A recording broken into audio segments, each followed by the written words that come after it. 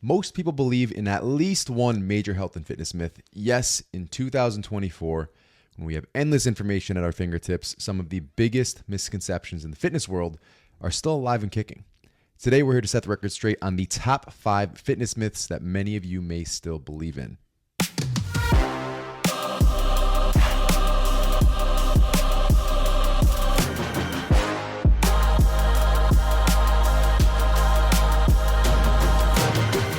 Now, when it comes to achieving a healthier lifestyle, one of the biggest obstacles we face is the prevalence of misinformation. Fitness myths are all around us, and if we're not careful, they can lead us down a path of ineffective and even potentially harmful practices. So here's the thing. Misinformation in the fitness world is literally everywhere, from social media influencers using outdated information. It's very easy to just get lost in that sea of bad information. So while many of these are just annoying, some are significantly harmful, and they keep people from reaching their goals or even causing potential injury if we're talking about training practices. So if you have ever wondered why your progress is stalled, there's a good chance one of these myths might be to blame. Let's hear them. You want to go in? I want to dive right in. Number 1, you need to do hours of cardio to lose weight.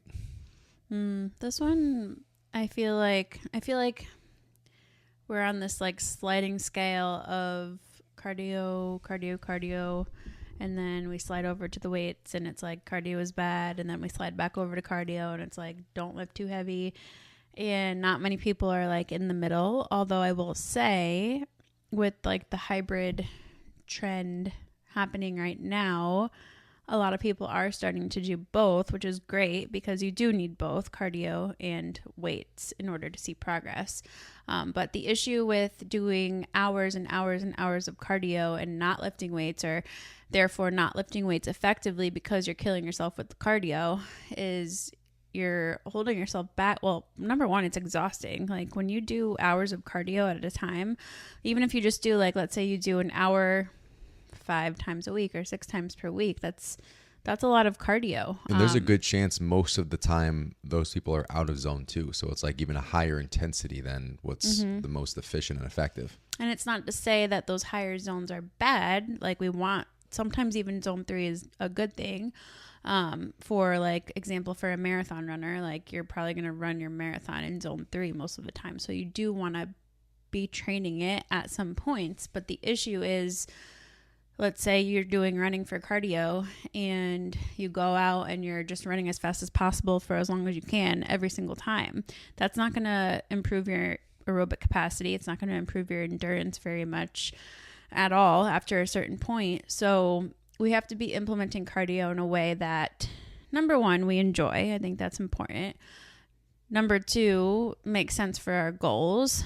And number 3, fits within our schedule. So I know a lot of you listening just don't have the time to add in hours of cardio. And we talked about this in the last episode, I think, of just like fitting in cardio with your weights and like how to make time for both kind of thing.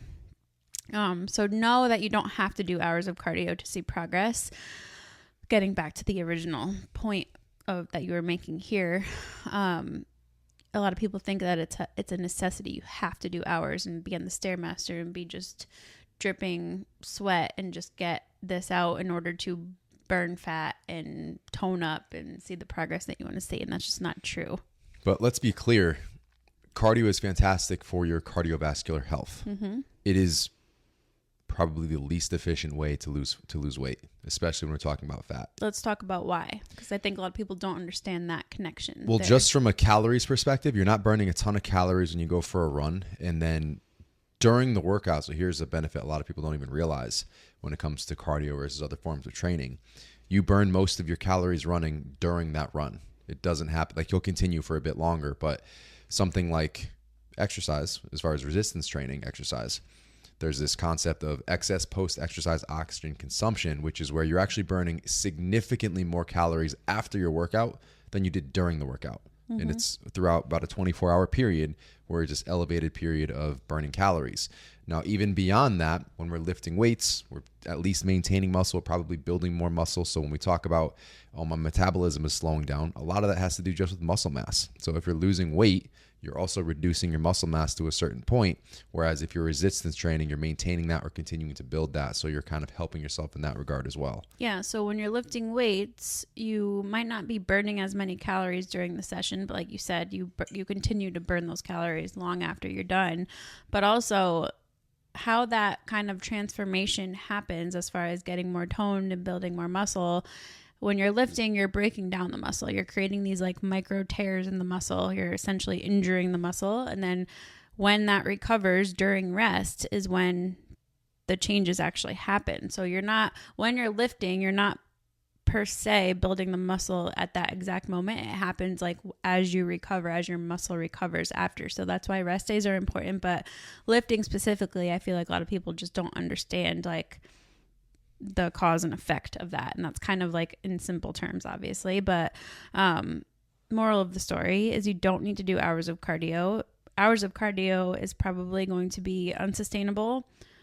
Ineffective. It's going to make you a lot hungrier also. So your appetite is going to go up. You might end up eating more and therefore going in the opposite direction of where you're trying to go because you're so hungry. So keep that in mind as well. And there are just a lot more efficient ways to see the progress physically that you want to see. So use cardio as a tool for your health. It's going to improve your mood. It's going to improve your cardiovascular health. It's great for longevity. It is not the most optimal tool for weight loss. So myth 1, you need to do tons of hours of cardio to lose weight. Debunked. Myth number 2, lifting heavy weights will make women bulky. I don't think a lot of people understand how difficult it is to actually build muscle.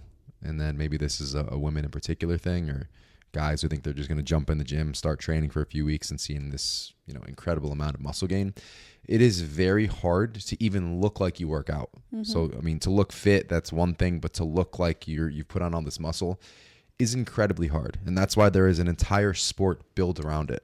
Now, so for those of you, and this kind of circles back to that first myth we just debunked, but for those of you who want to quote unquote lose weight, a lot of times if you're already in decent shape and you feel like you have this last 5 pounds to lose, it's not necessarily that you need to lose 5 pounds, because we talked about it in the last episode. You're not going to notice. It could be, but you're not going to notice looking in the mirror 3 to 5 pounds. You're not going to see it. What you want to do is improve your body composition. You want to build muscle, and it is very hard to do that to the level that you're probably thinking when we start talking about the word bulky. Well, look at someone like me. So I'm a pretty small human. Would you agree? Very small.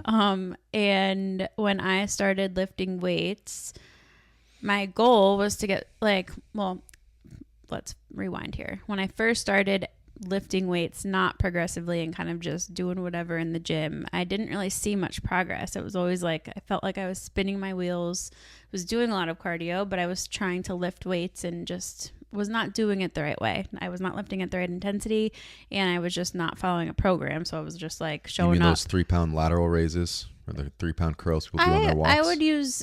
I'm talking about just the stereotypical. Yeah. But yeah, same thing. So I just wasn't challenging myself at all. And then once I learned about powerlifting, we were in San Diego at the time, I was like, wow, that's really cool. I realized I was kind of strong. So I was like, all right, let's see what I could do here. I was kind of bored with the whole bodybuilding thing and kind of just felt stuck in a way. So I started really pushing the weights and really focused on getting strong to start training powerlifting wise. And I would say within probably 8 months of doing that consistently, following a progressive program, really pushing the weights. That's also when we started tracking macros. We went from clean eating to tracking macros for the first time. And an accumulation of those 3 things got me pretty incredible progress. And I built some decent muscle mass. Now, with that said, I was busting my butt during that time. That was 8 months of For those of you who don't realize, powerlifting is an intense. If you haven't powerlifted, if you want to know what going to failure feels like, it's a good maybe do a block or do a month just to kind of feel and understand what that intensity actually feels like. It's when you think you're going 1 rep short of failure, if you had a spotter for something, you could probably put out another 3-4 reps, sometimes 5 reps. And that's a level you're training at every single day for something like powerlifting, like a true 1 or 2 off. Yeah, it was wild to go from like just coasting through bodybuilding and thinking I was lifting decently heavy to actually pushing the weights. Like, and not only did I see progress a lot faster, but yeah. Anyway, my point in sharing that is it took intense effort, like crazy adherence to my nutrition and my macros, like protein intake, eating enough food, like eating the right amounts of food, like everything was in, like, honestly, probably 95% adherence every single day for that long. And that's when I started seeing progress. And even at that point, I got to the point where I was just like when you think of a fitness model, like toned, like I was strong, but to the naked eye, to the general population, like I was toned, and people, that's when like my Instagram really took off and people were like, what are you doing? Like, how did you see progress that fast? But it was never like, wow, she's bulky. And that was because my nutrition was on point. And I think people have this idea, or I think people struggle with the bulky thing still because they don't understand that they start lifting weights, maybe they start to see some muscle gain, but there's still a layer of fat over that muscle. So then they start to feel bulky. Their clothes don't really fit great anymore. And they're like, well, this is making me bulky. I can't continue this. I'm going to go back to doing whatever I was doing before. So I think it's kind of a two-part thing here where maybe they are getting bulky, but they're not understanding that nutrition is such a big piece and that some fat loss will likely have to occur for you to have that toned appearance. But lifting alone is not going to make you bulky. And I'd even take this a step further. I know that the headline on this one is lifting weights will make women bulky. I'll go as far as to say, like, for men in the gym, and especially those who are scrolling through social media, it leads to, I think we talked about it, bigorexia is one term for it, but a mental health hit that we will never get to the point that we always thought that we could, because it is that hard to get quote unquote bulky. And even in bulky, like you're talking about natural, that might be 6'2", 210, 215 for someone. So it's this thing we're constantly striving for and working for. So women don't want to get to that point. Men do, and they're still not getting to that point. Right. It's extremely difficult. Yeah. So with that, myth number 2, lifting heavy weights will make women bulky. Debunked. Myth number 3, spot reduction is real. So for example, doing crunches for a 6-pack. I just got this question today. It was like, what exercises can I do with dumbbells to tone my inner thighs or something like that. Same thing.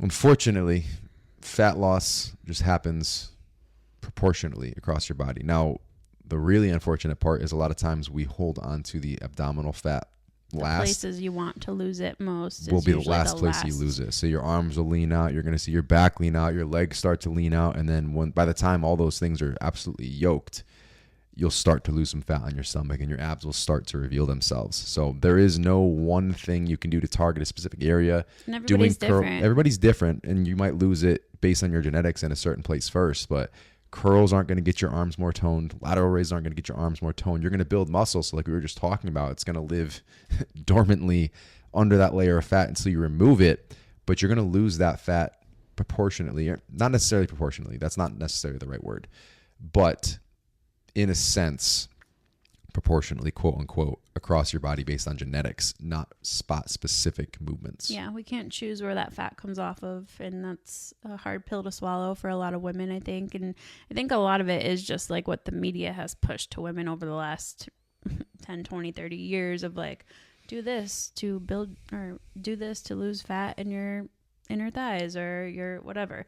It just doesn't work that way. But like you kind of mentioned, the inverse of that, like, yeah, we can't spot reduce body fat, but we can kind of isolate muscle growth in certain areas. So, for example, if you want to look like you have a smaller waist, what a lot of bodybuilders do is build their lats and their back up a little bit. So you have create that the V-taper. V-taper. And you're probably still going to have to lose body fat all over to get the result that you want. But that's one way of like giving the illusion of a smaller waist. Can you build your glutes up? Yes, you can build a bigger butt by performing specific movements in a progressive fashion and a variety of different glute movements that hit it from different angles and hit all of the glute muscles. You can build your glutes up that way, but it's not necessarily going to help you lose fat in your glute area. Or you can't just choose to put on fat in your glute area. You don't want to lose fat on that ass. It's the last well, place it goes you wanna lose both fat. ways. You can't pick where the fat goes on either. You It can all pray. kind of just... You can pray. Yeah, you can pray.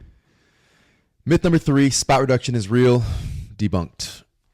Myth number 4, more sweat equals a better workout. We can even throw soreness. We can throw soreness into this one too. I get this one so much and it still blows my mind, and I don't know where it's coming from, because I feel like, I don't know, maybe people are still saying this and influencers do still say this, but people just equate more sweat with a better workout, and it just, how? Sweat is not your fat, like, burning out of your body. Well, for those who train in gym with in-person trainers, it is a marketing tool. Like when you're an in-person trainer, hey, make sure they're so sore tomorrow, make sure they're sweating for the world to see, make sure it looks tough, because those are things they're not going to do on their own, even though they're not the most effective way to actually change your body. Yeah, that's true. I guess that's kind of where it probably stems from. And that's, I mean, we say that as people who have been in-person trainers and have been told that from our management, is to focus on this with our clients. And that's why we left that side of the field, one of the reasons. But, you know, sweat is literally just your body's way of cooling off, and everybody has a different sweat rate. It also depends on what the temperature is, where you're training. If it's hot outside, you're going to sweat more. That's just how the cookie crumbles. And the same thing, soreness is not an indicator of a good or bad workout. Are you going to sometimes be sore, and can we expect that? Yeah. It's not something you don't want to never be sore either, because you're going to want to make sure you're challenging your body in new ways, whether you're slowing down the tempo or trying a new exercise, whatever it is. But that alone is not something you want to be chasing every single time you work out, because then that just means your recovery is not where it needs to be, or you're just following a crazy, ridiculous program that's not setting you up for success. So neither of those things truly are things that you really want to be focusing on and chasing as like your standard of a good workout. So we're going to take a minute here, guys, to give you a resource. If you have been listening along, nodding your head, wondering where to turn, obviously we put out the free stuff. We have freebies on our site. We have this episode, a bunch of episodes across our podcast. And, you know, anywhere you find our content, we're putting out free tools. If you want some additional guidance when it comes to training, science-backed, but built by parents, for parents, by busy people, for busy people, that's what the SDE Method app is for. That's our training app. You've got all of our programs in there. You want to fire them off? Well, I just want to first shout out to Samantha Flores. I hope I'm saying your name right, because she is a podcast listener who recently joined the app and like introduced herself in the group last week. So I just want to welcome her to the app and welcome. Just kind of give her a little shout out, because that's why we're here. What did you ask me? You want to read the names of our programs that are in there, and we'll kind of run through them real quick. Yeah, so I actually just put up a post on our Instagram page outlining all of these programs and like what exactly they consist of. It's on the website too. But our programs that are updated monthly, we have Build, which is a 4 to 5 day per week strength program. Move is the same program, just split into 3 full body days. Physique and Physique Plus are your programs. They're more of like the bodybuilding hypertrophy style programs, 5 to 6 days per week. Full gym is required, or a stacked home gym if not. We have Anywhere is not updated monthly, but it's our band and body weight program that is great for like total newbie beginners, or maybe you just don't have equipment right now, or maybe you're traveling and you want to still do something. Our new featured program, Evolve Hybrid. So that is the one that we put in there specifically for those busy humans. It's down to 4 days per week, extremely efficient. You can superset, you can tri-set, you can put things together. We explain that in the videos in the intro of that program. People are loving it, by the way.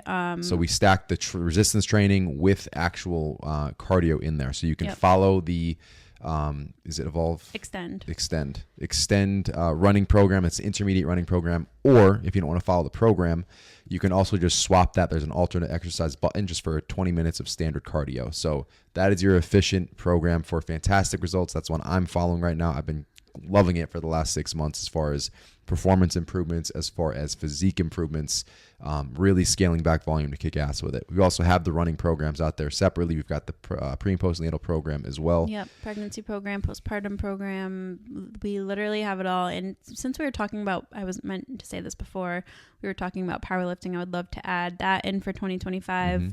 We have even more coming for 2025 that we huge changes that we can't like, talk about yet, but it's going to be absolutely incredible as far as adding more tools to what we're doing. So if you're looking for a reliable source for your training programs, for some additional guidance, that is your go-to. We have a monthly code, but the one that lives on the site you can see as you go to sign up. So you can get your first month free with the monthly option with the code EVOLUTION. The yearly option automatically gives you a 14-day trial, and you save an additional 20% on top of what you're already saving. So you'll see all that on there. 2 months free. It's like 2 months free of the app. So awesome. Plus your 2-week trial. So if you want to check that out, the link to that website, our website, will be in the show notes. But just wanted to plug that there for those of you who are nodding your head and wondering where to turn next. So myth number 4, more sweat equals a better workout, debunked. And myth number 5, rest days are for the weak. For the weak, they're for the strong. Let's reframe that. Everybody needs to take at least one rest day per week. Now, a rest day used to be, I think a lot of people used to think of it this way, or maybe you still do. I'm just going to lay on the couch and watch a movie all day, or just not really do anything as far as moving my body, which we have changed our minds on over the years. And, this is why movement is a separate pillar of the SDE method than training. So we have training, nutrition, mindset, movement, and habits. Training is like your prescribed training program that you're following. It's intentional, getting your heart rate up. You're doing an actual workout, while movement is everything that you do outside of the gym. So think like daily steps, just like how you move throughout the rest of your day. And this is important because we don't want to be completely sedentary in our lives. We have enough of that going on in the world today. We want to be intentional about moving our bodies in a leisurely way as well. Movement is the rival of death. Wow. Did you make that up? No, it's in a song. Rob Bailey. Okay. I thought It's you deep. made that up. I was going to quote you. It's deep. So we need both. And my point in sharing that is you don't have to be a complete slug couch potato on a rest day, but you do need rest days from your training program. You can't train 7 days per week. We won't program that for any client that recommends it or asks for it. The most we do is 6, and even that is a lot for most people. That's really one of the keys with the effectiveness of the new Evolve Hybrid program. It's really scaling back fatigue. So fatigue management is what allows you to progress so much better. So you can be much more efficient. You're going more intense in those short workouts, but scaling back, because we talked about this before. I used to train 5, usually 6 days a week for years and years and years. And switching back to this, and I've done it periodically where I notice great results and I just never stuck with it, but that's a huge component. Taking those rest days allows you to adapt performance-wise and aesthetically. So taking that extra time off, and I say off, again, we're still moving, allows for progress to become incredibly compounded. Well, think about it. If you have a 6-day per week program and you're supposed to be lifting at a set intensity, let's say like RPE 8 at least every day, you're probably not going to be able to push to that all 6 days, right? I mean, I feel like very few people, unless your nutrition is on point, unless your sleep is on point, unless you're really like prioritizing recovery. And in theory, the muscles you're not working are the ones that are resting, but your nervous system doesn't view it that way. Your body is still fatigued because of that. So that's just cumulative fatigue that happens over time. Not necessarily that specific part didn't have enough time to recover over the previous 2 or 3 days, but you're just tired. You have a lot of shit going on. Yeah, I always feel better and feel like I perform better when I'm at like that 4-day, maybe 5 sometimes sweet spot. But yeah, rest days are crucial if you want to see progress. We don't recommend anyone trains hard every single day. Give your body a break. It will thank you. Myth number 5, rest days are for the weak. Debunked. Now we can throw in a bonus, and this might be the most shocking myth, but the scale is the only measure of progress. Big nope. If you're only using the scale, which most people don't even use the scale the right way. We've talked about this plenty of times, but if you're weighing in once per week and only using the scale to measure progress, you are setting yourself up for failure, and you might be progressing and not even know it. Our water weight fluctuations within our body changes every single day. So you need to weigh in at minimum maybe 4 times per week, and then get an average for that week out of those 4 times to get a true idea of what's going on in your body as far as body composition goes, and then compare week to week or even month to month. But if you're only using the scale, I mean, changes could be happening. I just put up a post on our SD Instagram today of a client who lost 1 pound in a month, which most of you are probably like, well, that's not very good. Her body composition is drastically different. Her stomach area is drastically different in 1 month. That's not even a long time. So you have to be taking progress photos. Anytime you start a new program, like I'll take them monthly. Not in pregnancy, but I will take them monthly, or even just videos in the gym. Like I'll take videos of my squats and measure progress that way. There are so many other ways you can measure progress, and progress doesn't have to be just like how much fat loss am I losing. It could be how much is your strength going up, and that's why you have to track your workouts. That's why we love the tracking feature in the app, because if you're just like going I was going to say free balling and willy-nilly at the same time, and I almost said free willy. Free willy. But if you're just kind of just riding from the seat of your pants and not tracking anything, you have no idea if you're getting stronger or not. So strength could be going up. Maybe you're sleeping better. Maybe you have more energy throughout the day. Maybe your nutrition adherence is increasing. So there are so many different ways to make progress outside of what the scale is saying. So quick recap. Myth 1, you do not need to do endless cardio to lose weight. Strength training is where it's at in that regard. Lifting heavy weights will not turn women into a bodybuilder. Spot reduction is a fantasy. Focus on lowering overall body fat, and that will happen over time. Sweating buckets does not mean you had the best workout ever. It's completely irrelevant. And rest days are not for the weak. They are for the smart. So prioritize them accordingly.